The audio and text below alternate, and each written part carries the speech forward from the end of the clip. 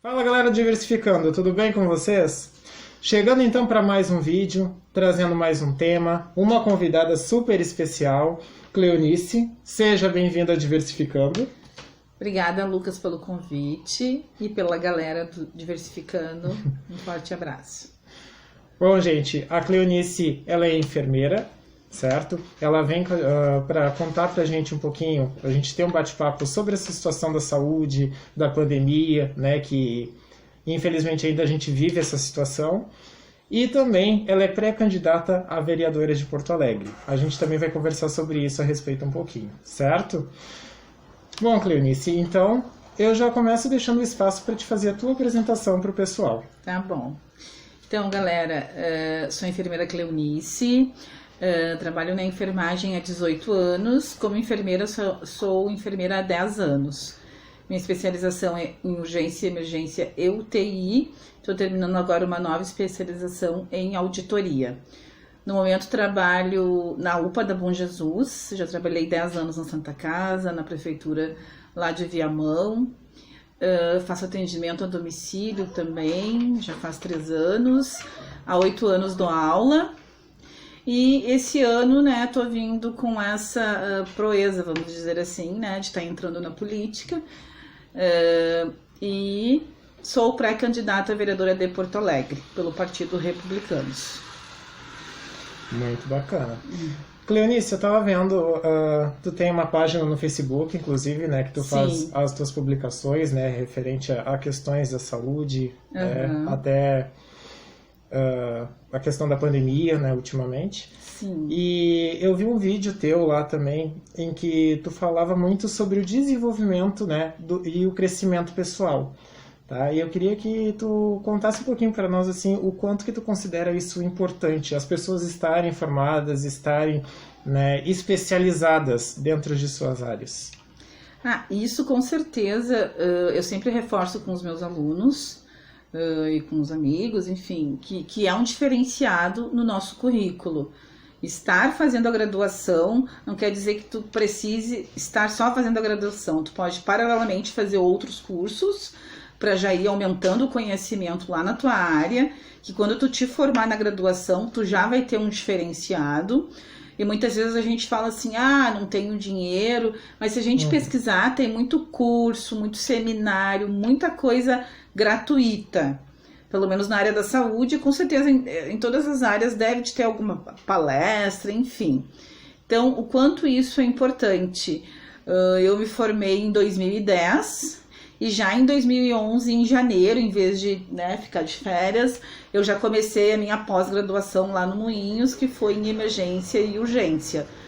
E, paralelamente, eu trabalhava na Santa Casa, ainda como técnica de enfermagem.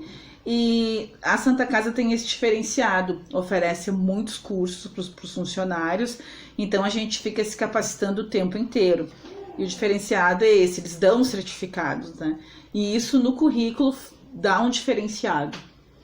Verdade. Então acredita assim que as pessoas elas tendem a ter um relaxamento assim que elas concluem algo? Tem. Eu acho que isso é bem típico do ser humano, né? Inclusive, quando eu acabei a graduação, eu já tinha em mente assim, bom, eu já vou engatar uma pós-graduação, porque eu sei que se eu parar vai me dar aquela velha preguiça. Então, já vou engatar. E, enfim, acabei engatando, foram quase 2 anos na pós, e aí depois fiquei trabalhando, fiquei ministrando aulas, dei uma pausa para iniciar o mestrado, mas acabei não concluindo, por essa tal preguiça, na verdade, né? E por ter outros afazeres. Claro que às vezes a parte financeira acaba falando um pouco mais alto, né? Até porque mestrado é caro, pós-graduação também é caro, mas tem paralelamente outros cursos que a gente pode fazer. Seminários, congressos, palestras, enfim. Como eu costumo dizer, né? Oportunidades sempre surgem, né? Sempre surge, exatamente. Eu acho que basta a gente querer também, né? Tomar a iniciativa para buscar também. Com certeza. E uma coisa que eu sempre falo para todo mundo, assim, para os meus alunos, principalmente, contato. Tu ter contatos vale muito mais do que dinheiro. Então, hoje em dia, tu tem que ter uma agenda boa de contatos. E sempre pensar assim, a gente tem sempre que ser humilde e pensar, bom, Amanhã eu posso precisar de ti e vice-versa, amanhã tu pode precisar de mim. Verdade. Então, assim, vamos guardar os contatos, porque é importante. Quando tu menos espera, tu encontra aquela pessoa de 10 anos atrás, 5 anos atrás, enfim. É isso. E como é que é a tua rotina, assim, de trabalho, teu dia a dia? A minha rotina de trabalho no momento, então, eu trabalho numa UPA, que é um pronto atendimento, tá? É 24 horas, o meu horário é noturno, é 12/36, tá? E aí no restante do tempo eu procuro, como a questão da pandemia, então a gente não tá tendo aula, né? Porque geralmente eu dou aula.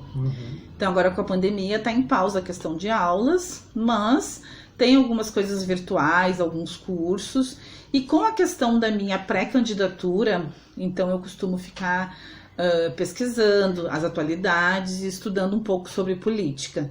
Porque política tu vai aprendendo no dia a dia, né? Então faz mais ou menos 1 ano e meio que eu tô nesse mundo da política e ainda tenho muito que aprender. E sempre surgem coisas novas, né? Todo dia, né? Sempre surgem coisas novas. E isso que é o bom, né? E a questão das tuas aulas, como que é a relação com alunos, né? A própria questão do dar aula. Como que é a sensação hoje de tu estar dando aula? Eu gosto muito de ministrar aulas, né? No momento eu não dou aula teórica, já dei algumas vezes aula teórica, mas a minha grande paixão é estar em campo, é estar atuando.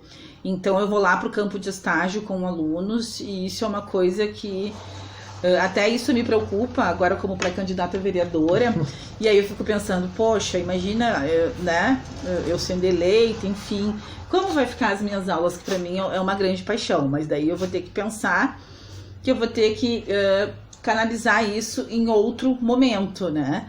Não quer dizer que eu vá abandonar as aulas, que a minha ideia ainda é concluir meu mestrado para mim poder dar aula em universidade. Muito bacana.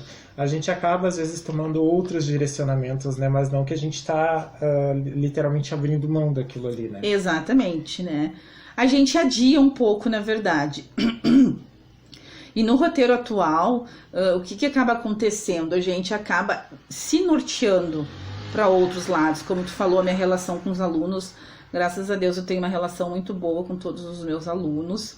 São 8 anos dando aula, então assim, posso dizer que 99% dos alunos que passaram por mim, hoje em dia eu tenho contatos com a maioria deles, né? São pessoas que a gente formou um vínculo de amizade. Hoje não é mais o professor e o aluno, Muito e sim bacana. amizade. A gente troca ideias, troca oportunidades de trabalho, de cursos. Inclusive uma aluna minha, uma vez, me indicou para um trabalho, né? A Samanta, que é lá de Viamão também. Também de Viamão. Lá de Viamão, a Samanta. Que legal. Bem bacana essa E é muito troca. positivo, né? Quando a gente conquista esse respeito e essa amizade, Essa né? amizade, admiração, né? Exatamente. Então, às vezes eu encontro os meus alunos, ou vejo eles publicarem alguma coisa no Face, eu sempre digo para eles, a grande maioria, a prof, tenho o maior orgulho de vocês, assim, quando tu vê eles bem estabilizado, trabalhando num grande hospital. Então eu fico, assim, muito feliz, assim, de saber que, não 100%, mas uma parte eu fiz parte daquela construção daquele profissional. Então me deixa muito feliz, assim. Que bacana. E meus parabéns, né? Obrigada, Lucas. Bom, eu queria entrar em detalhe contigo agora, né, que não tem como fugir disso, a respeito da pandemia. Como é que tu vê esse cenário hoje? Bom, esse cenário hoje, eu acho que mundial, Brasil e nível estado, nós, é um caos, né? Tá um caos. A gente vê algumas pessoas, não neste momento, mas vamos dizer que um mês atrás a gente podia ver as pessoas meio que em pânico, né? Por eu trabalhar na emergência, então eu ainda vejo muito isso. As pessoas indo na emergência, muitas vezes, desnecessariamente, tá? Porque até vou reforçar aqui a importância. Se você tá com sintomas, alguns sintomas gripais, não quer dizer que você esteja com coronavírus. Então, assim, se tu ir na emergência, em qualquer emergência, não só lá no pronto atendimento, mas em algum hospital, tu vai estar aumentando a tua chance de se contaminar, entendeu? Então, tu pode ficar em casa, né, fazendo uma boa alimentação, observando esses sintomas. Como eu tenho rinite, né? Então, às vezes, um espirro... eu também. Eu não vou sair correndo para uma emergência achando, né? Então, a gente tem que avaliar esses sintomas. E muitas vezes as pessoas, de cada 10 pacientes, eu vou te dizer que 4 pacientes vão na emergência no desespero. No desespero, porque, eu espirrei, eu tive uma febrezinha ontem, tô com uma coceirinha na garganta. Então, tu já tá indo lá, tu já tá exposto ao vírus. Porque, infelizmente, nós estamos com as emergências e com os hospitais superlotados. E isso não é uma questão da atualidade. A culpa não é somente desse governador atual, deste prefeito atual. A saúde já vem sendo sucateada há muitos anos. Verdade. Então, é uma coisa que hoje a gente tem uma pandemia grave, que já matou mais de 100 mil pessoas. Infelizmente, né? Infelizmente. E isso é uma coisa que a gente não vê resultados. Que nem agora a gente está com um ministro da saúde, que não é ninguém no nível da saúde, eu quero dizer, né? Ele é um militar. Então, o que a gente precisa? A gente precisa ter uma referência de alguém que entenda da saúde, que possa o quê? Nos respaldar, né? Não é um militar estar falando de saúde. Então, é muito diferente tu ter um profissional da saúde que te dê um embasamento teórico, um embasamento científico, e ter uma pessoa que está lá apenas porque não tem ninguém no cargo. Então, só a saúde... suprir a necessidade. Só para suprir a necessidade. Então, podemos dizer que a gente está vivendo um caos, sim. E talvez algumas contaminações sejam culpa nossa, podemos dizer assim, né? Por estar às vezes se expondo, por muitas vezes achar, como o nosso presidente falou outra vez, que era só uma gripezinha. Não, é só uma gripezinha, tudo bem. Milhares de pessoas estão morrendo, milhares de famílias estão se desintegrando, tá? Tem família que está morrendo, mãe, filho, marido, enfim. Então isso é um caos. E uma coisa que chama atenção também é que uma vez eu ouvi que a pessoa não acreditava que essa doença fosse real porque não tinha nenhum conhecido que tinha pegado, tá? E se a gente for analisar nos últimos 2 meses, digamos, né, julho e agosto, agora pegando, o que mais tem acontecido é pessoas próximas da gente se contaminando. Isso, exatamente. Inclusive, né, lá na outra semana, eu acho que eu te falei que eu tava em quarentena, porque como eu sou profissional da saúde, enfermeira, meu marido também é técnico de enfermagem, trabalha na saúde, então a gente corre o risco todos os dias de se contaminar. Inclusive, nós ficamos na quarentena, o meu marido positivou e eu, graças a Deus, negativei. Mas nós não estamos livres. Então, é uma pessoa próxima da gente. Por mais que ele não se agravou os sintomas dele, mas, bom, eu tenho alguém do meu lado que está com coronavírus, né? E fora colegas de trabalho, colegas que já morreram. Então, assim, a coisa é séria, a coisa está aí e não é uma simples gripezinha. O quanto te preocupa essa questão de profissionais da saúde se contaminarem, porque é um grande número também, né? É um grande número. É muito preocupante, assim, sabe? A gente fica, todos os dias, a gente se pergunta, conversando com colegas, com amigos, enfim, meu Deus, o que vai ser da gente? E eu sinto, assim, conversando com colegas, que é como se a gente tivesse, por mais que a gente tenha o respaldo da empresa, no sentido da gente ter os EPIs, porque tem os EPIs, tá? Não são todas instituição que estão oferecendo 100% EPI, porque o que acontece muitas vezes? Tem profissionais também que estão usando EPI errado, tá? Então isso acaba, né, tendo um custo. E por mais que a gente está vivendo o momento da pandemia, então assim, ó, não tá vindo material, não tá vindo suprimento. Vai acabar faltando máscara, vai acabar faltando avental. Então a gente saber usar os materiais, o EPI, é importante. Então é um momento bem difícil para os profissionais da saúde, porque a pandemia nos pegou num momento que a gente percebeu o quanto a gente está despreparado.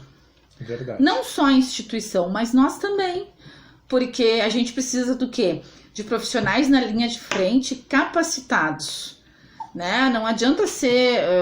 não, vamos colocar lá. Então, esse momento da pandemia, não só esse momento, mas lá no início, quando começou, o que faltou? Preparo, por vezes, preparo da equipe, treinamento da equipe, capacitação.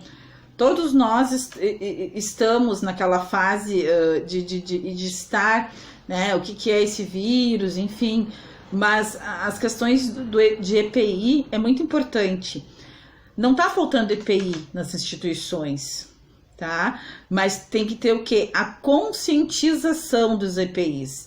EPIs é para a gente usar dentro do hospital, não levar para casa.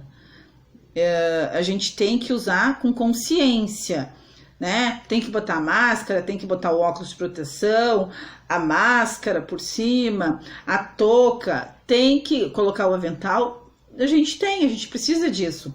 Mas, sobretudo, precisamos também de profissionais capacitados para atender esses pacientes. Verdade. Uma coisa que me chama a atenção é que, assim, se a gente for analisar essa questão aí, principalmente lavar as mãos e usar álcool gel, é uma coisa que deveria ser feita na nossa rotina do dia a dia, né? Exato. Não está sendo nada mais exigido do que o que era para ser o natural, né, da gente fazer. Exatamente. Fazer uma higiene, né? Lavar as mãos teria que fazer parte do nosso dia a dia, né? Não precisava vir a pandemia para a gente aprender a lavar as mãos. Então, isso também é uma coisa que a gente fica analisando, né? É algo conjunto. Então, se houve a disseminação do vírus, né? Tem as questões de saúde, que a gente sabe que a saúde realmente no Brasil tá um caos. Infelizmente, os nossos governantes, eles não priorizam educação e saúde, tá? Se a gente for ler na história, educação e saúde sempre ficou para terceiro, quarto lugar. Exatamente. Sempre veio outras questões. Então, assim, ó, o que a gente pode fazer? Né? E a gente vê, as pessoas agora estão aprendendo a lavar a mão. E antes? Não lavavam? Chegava em casa, ia comer direto. Enfim, questões de higiene básica, né? Mas, enfim, a gente aprende com a dor, né? Infelizmente é assim. Né? Infelizmente. E o quanto te preocupa, assim, a despreocupação das pessoas perante a pandemia. Como a gente vê questões, vamos supor, a orla que lotou, né? Gente que não acredita, né? Que diz que é mídia, é frescura. Pois é. O que a gente vê as pessoas falando assim, que é mídia, que é um ano eleitoral e que os políticos estão usando o Covid como cabo eleitoral. Outra coisa que eu vi também, golpe da China. Golpe da China. Então, assim, ó, suponhamos que pode ser que seja tudo isso, mas a gente sabe que o vírus está matando, né? Então, eu acho que nem eu, nem tu, né, Lucas? E nem vocês querem pagar para ver. Então, eu acho que a prevenção é a melhor coisa. Se no Brasil existisse mais prevenção, com certeza a gente teria uma saúde de muito mais qualidade. É verdade. Porque vocês já pensaram quanto custa um antibiótico, o valor de um antibiótico? Então, assim, é muito caro. Então, se a gente prevenir, e quando a gente fala em saúde, a gente pode estar falando lá na periferia, né? Que não tem esgoto, pessoas que não têm água tratada. Então, tudo isso é saúde, né? Se a gente for englobar. Bom, e outra questão que eu queria ver contigo é... tu disse aí que já trabalha no posto, né? Já trabalhou dentro de hospital. E qual que é a diferença, assim, desses trabalhos, assim, dentro de posto e dentro de hospital? Na verdade, eu trabalho num pronto atendimento, tá, Lucas? Tá. Tem a atenção básica, aquela que funciona de segunda a sexta-feira, das 8 da manhã às 17 horas, que dá o atendimento primário. Então, o pronto atendimento é uma emergência. O pronto atendimento ele foi criado para quê?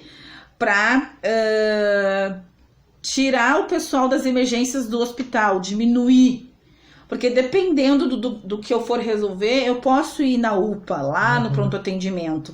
Eu não preciso me deslocar até um hospital. Mas também isso, às vezes, a população acaba se confundindo. Né? Por exemplo, lá no nosso pronto atendimento, a gente não tem sutura. O que é sutura? Dá ponto, né? Ah, sei lá, Lucas, tu te cortou, precisa levar um ponto. Lá não tem. E muitas vezes as pessoas não sabem, as pessoas chegam lá cortada com um corte. E aí, o que a gente fala? Olha só, teria que ir direto para o pronto-socorro. Então, falta orientação também para a população. E isso também é uma questão de saúde pública, tu passar a orientação. E a orientação muitas vezes vem lá na rede primária, que é a atenção básica, os ESF, que é a Estratégia de Saúde da Família.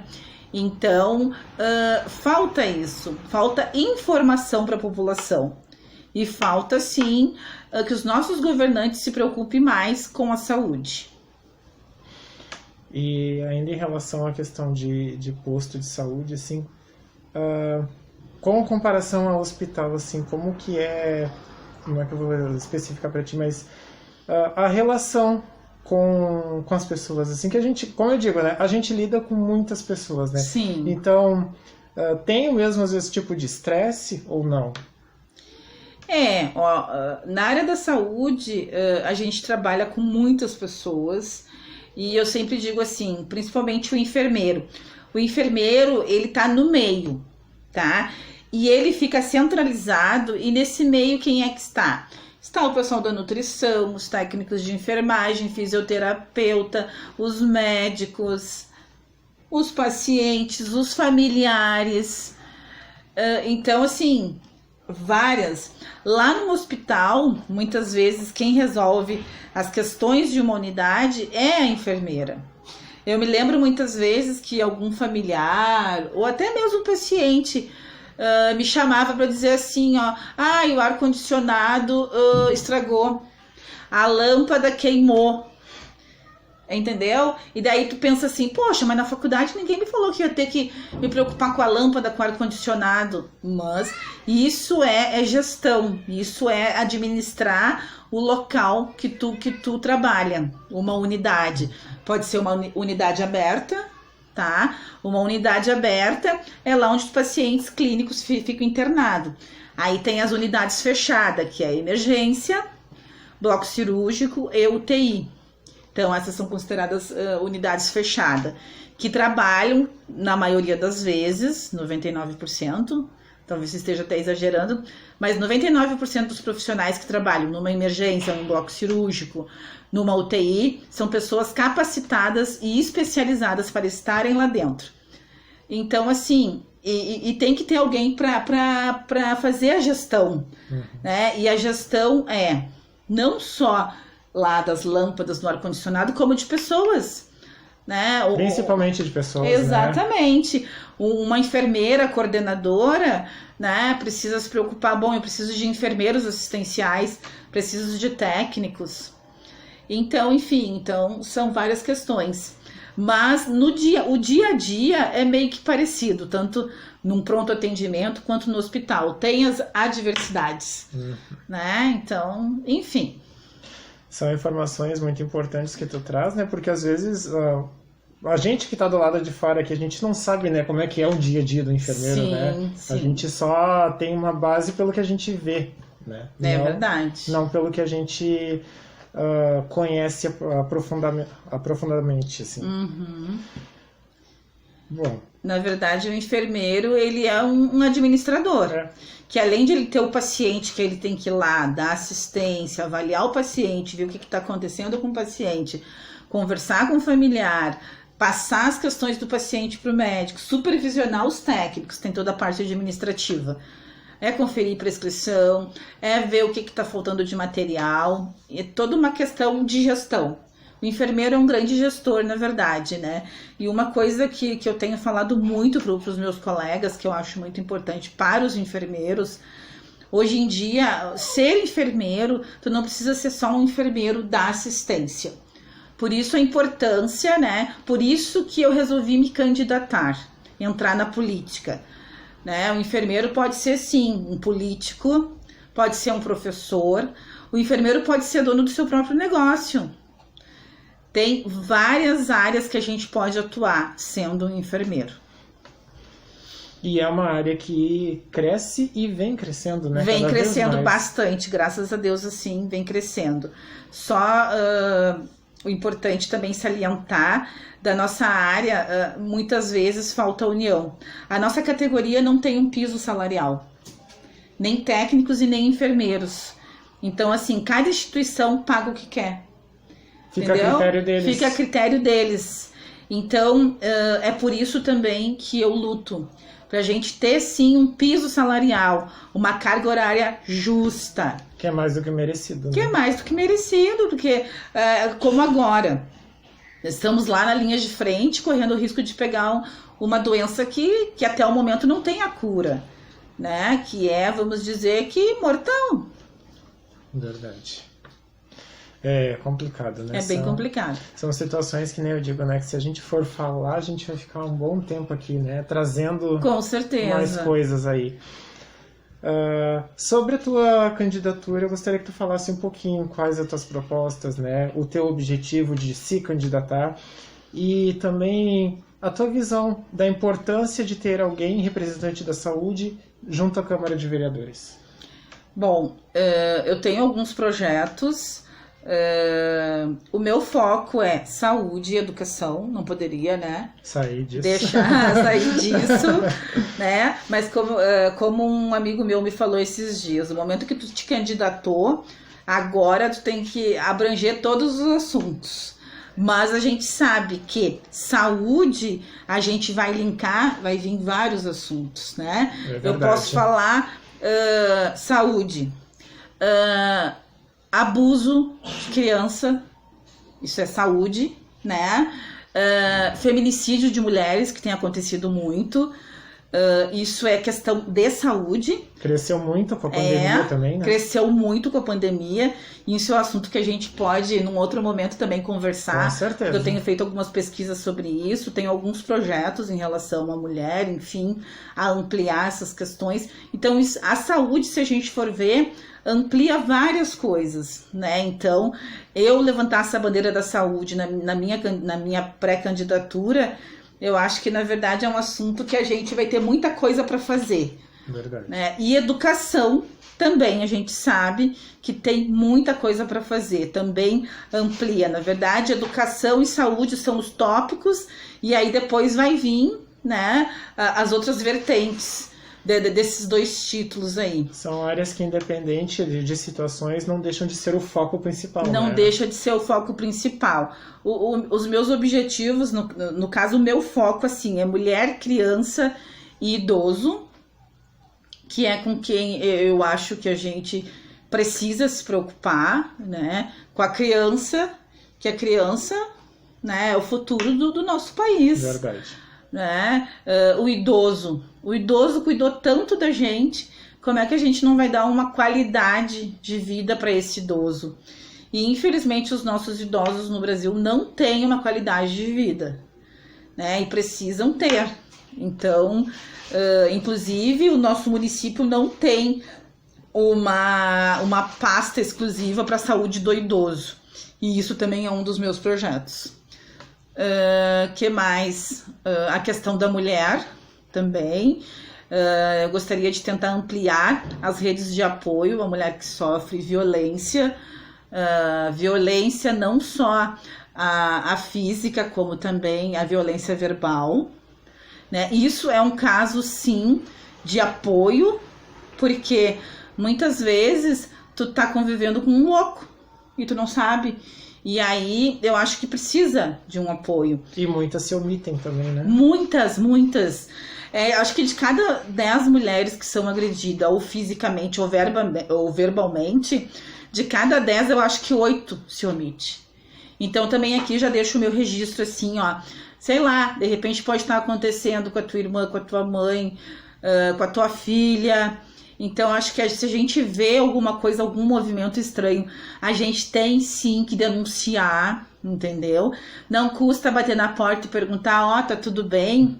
Não existe mais aquela questão que, em vida de marido e mulher não se mete a colher. Se mete sim, porque são vidas que estão sendo perdidas, né? E eu acho sim que tem que ter uma lei mais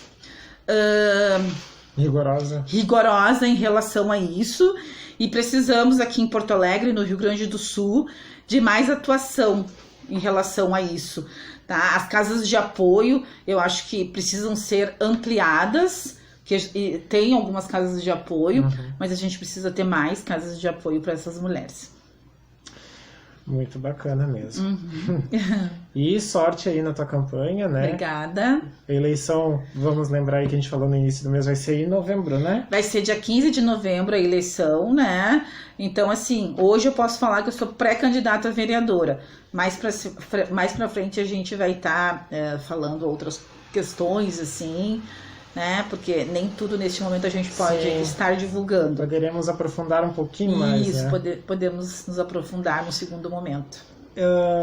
Falar alguma coisa assim em respeito como que seria a eleição, até por questão da pandemia, né? Porque, pelo menos, não vou dizer que é fato, porque pode ser boatos, né, gente? A gente escuta muita coisa, né?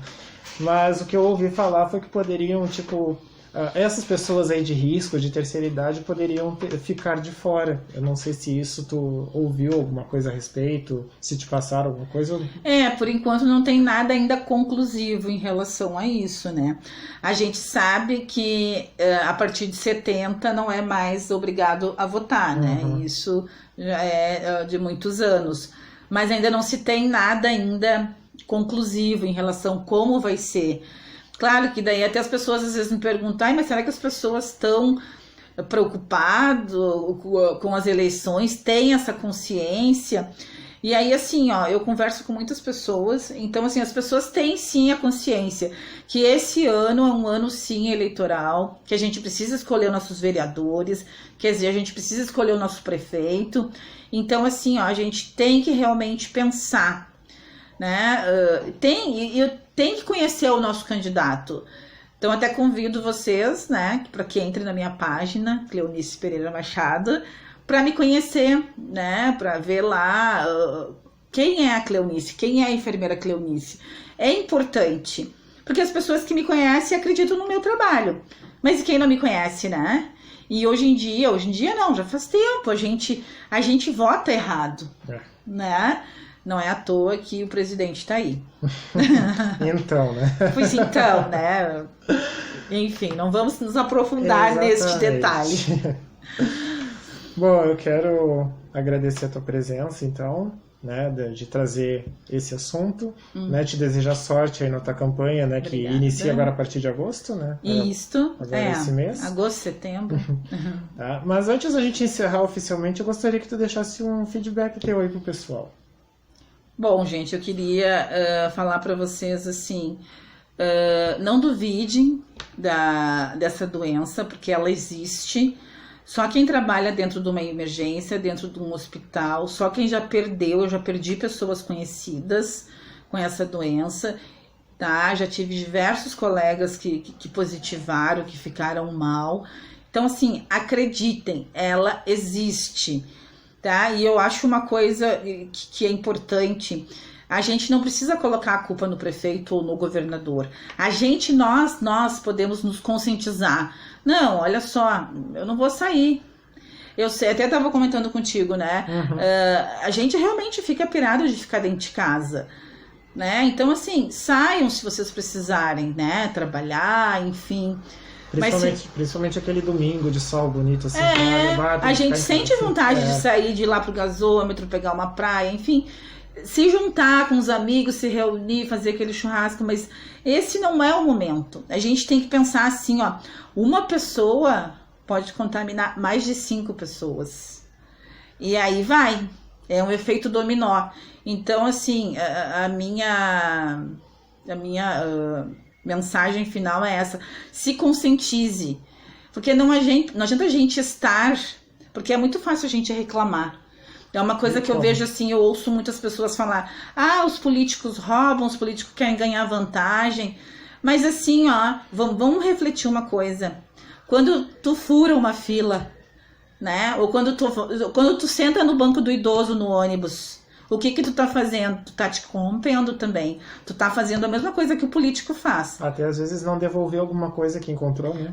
Exatamente. É uma coisa assim, ó, achou, não é teu, devolve.